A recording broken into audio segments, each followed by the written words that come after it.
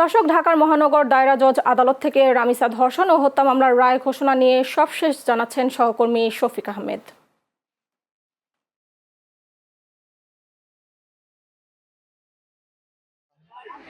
ছবি রায় কিন্তু হয়ে গেছে।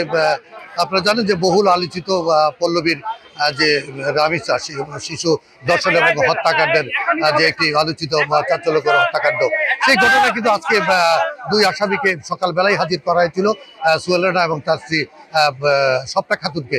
তাদের সামনে 11টা 5 মিনিটে আদালতে মাসুদ আলীর বিচারিক আদালতে তাদের সামনেই কিন্তু তাদের দুজনকে আদালতের দীর্ঘ শুনানি এবং যে চার্জ গঠনের বিষয়টি এবং মৃত্যুদণ্ডের বিধান এবং বিষয়টি তাদের শুনিয়ে দেওয়া হয়। তো এর মাধ্যমে কিন্তু আপনারা জানেন যে গত 19 তারিখে যে রামিসার হত্যাকাণ্ড নিয়ে গত 20 তারিখে একটি মামলা দায়ের হয়। 19 দিনের মধ্যে এবং 4 কার্য দিবসের মধ্যে, আদালতের 4 কার্য দিবসের মধ্যে কিন্তু এই বহুল আলোচিত এই রামিসা ধর্ষণ এবং হত্যাকাণ্ডের বিচার কিন্তু সম্পন্ন হয়েছে।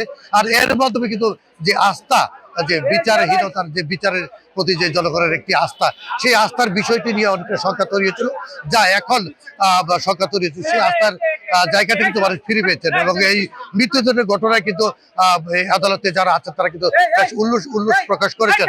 এবং আমরা তার পরিবারের সাথে কথা বলেছিলাম, তিনি আমাদেরকে জানিয়েছেন যে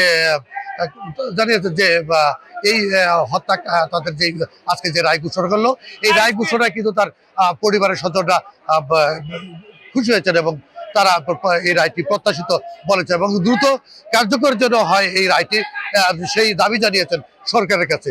তো সবই এই ছিল আমার মহানগর দায়রা আদালত শিশু সহিংসতা দমন নির্যাতন ট্রাইব্যুনাল থেকে আমার কাছে রামিসা হত্যাকাণ্ডের রায়ের সর্বশেষ ছবি।